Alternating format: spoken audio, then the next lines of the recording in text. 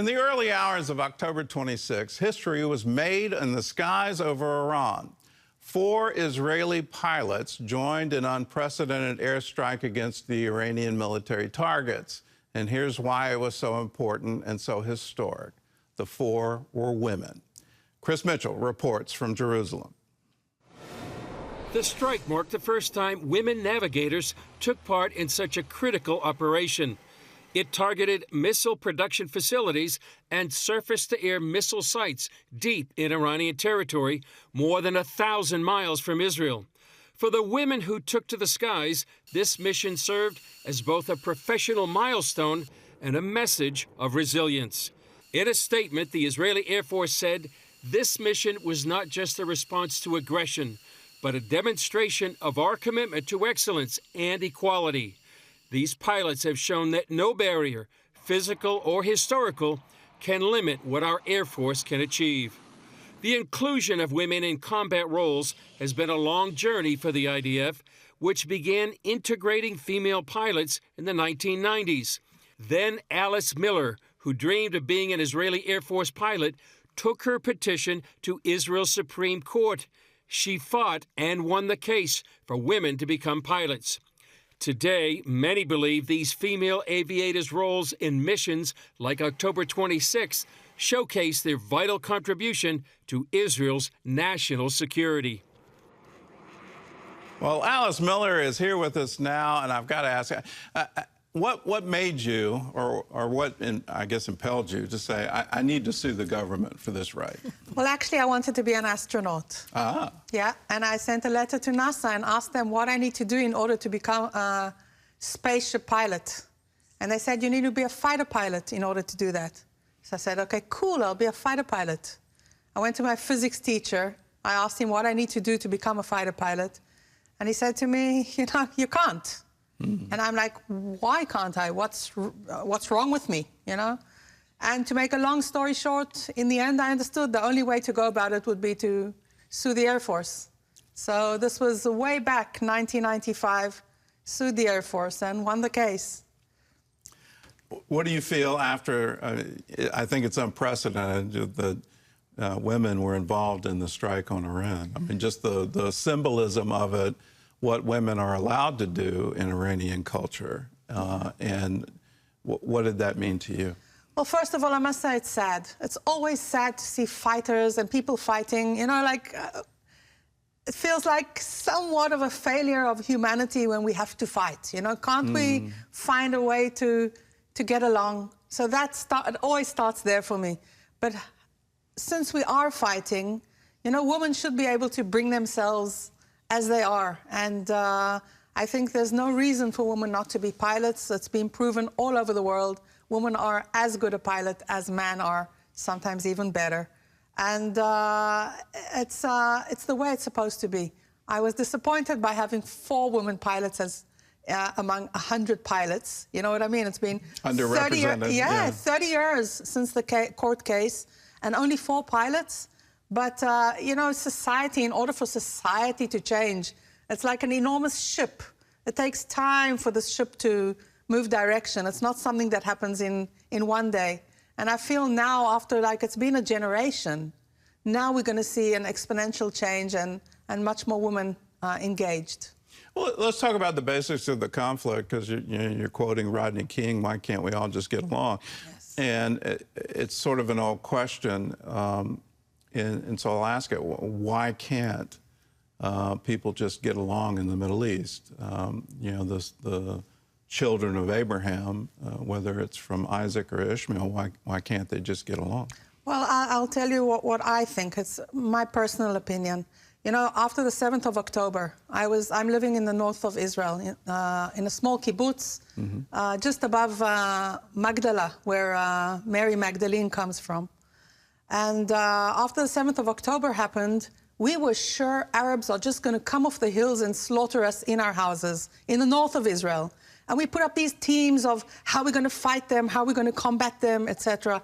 And what happens when you're threatened, when your life is threatened, you become very closed. You know, you protect your family, you protect your community, your clan, and your ability to see the other is compromised. You know, you really have this kind of like, I have to just survive. I don't care what's happening in other places.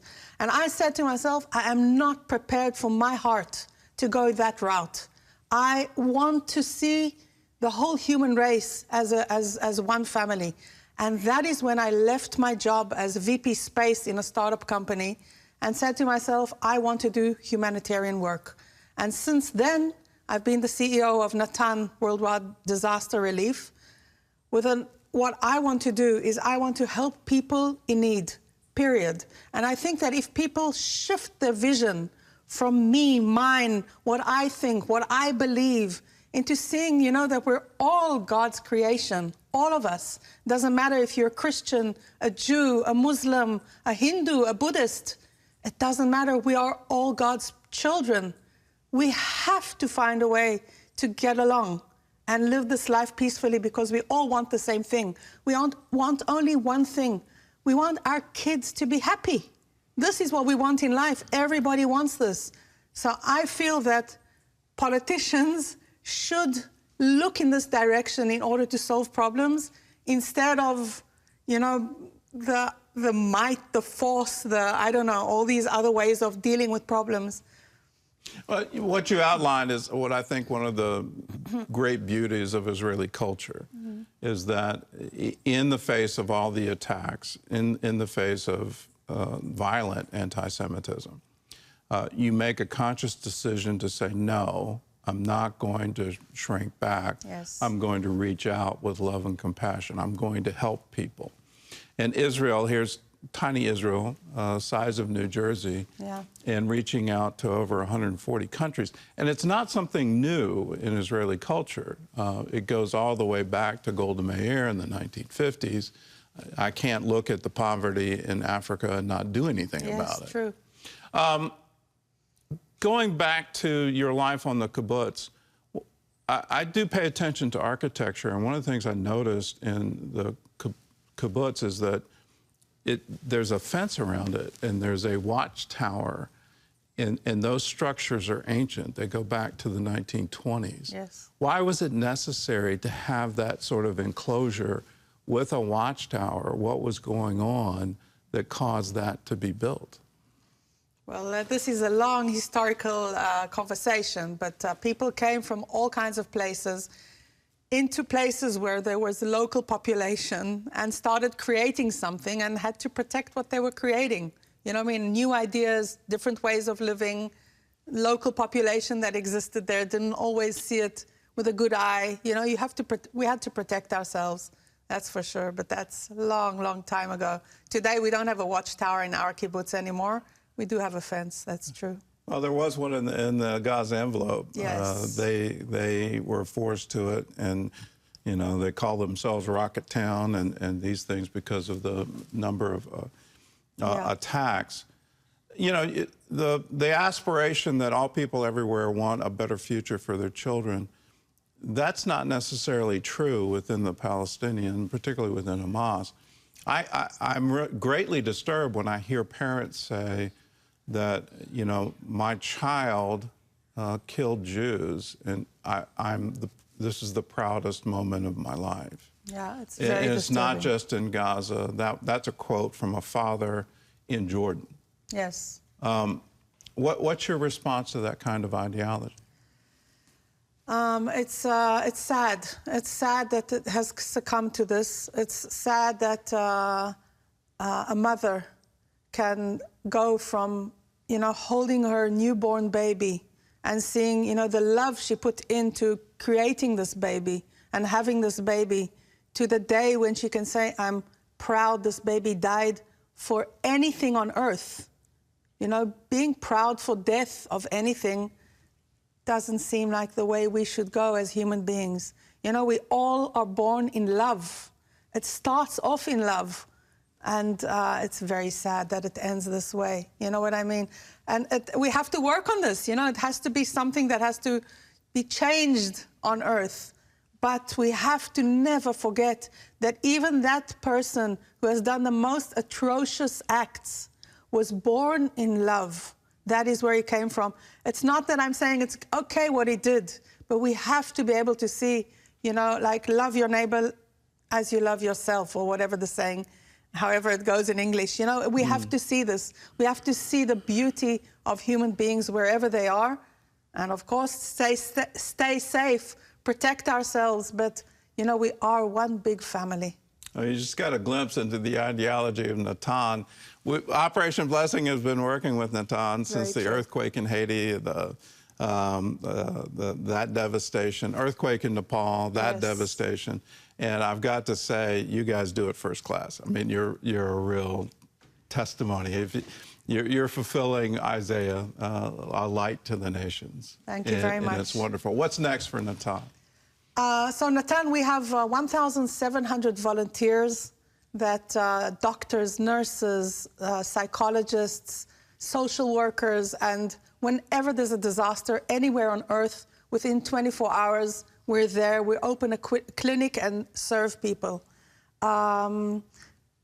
Besides what we do for disaster, we do many projects in Ukraine, Nepal, India. We do projects all over the world. And, you know, one of the biggest humanitarian disaster areas now is Gaza and Lebanon. You know, there are many, many people suffering there. We can't operate there yet, you know, because we're an Israeli organization. But I really hope that one day when this war ends, and I hope sooner than later, we'll be able to serve people in need around our vicinity. Amen. Yeah, amen. Amen. Amen. Well, Alice, thanks for joining with us, and thanks for all you're doing, both in terms of equality, but also in terms of helping people in need. It's wonderful to see. Thank you so much, Gordon. And I must say, the 700 Club is so beautiful. I grew up on the Flying House, and, you know, your father sitting, I used to listen to him frequently on Middle East television. And it's, I feel like really it's a historical moment for me sitting here with you. So thank you so much. I wish we still had that. It was one of the wars when that broadcast was out of southern Lebanon, and when Israel pulled back. Our station was the #1 target. We got our people out just in the nick of time, but it was, yeah, I wish we still had it.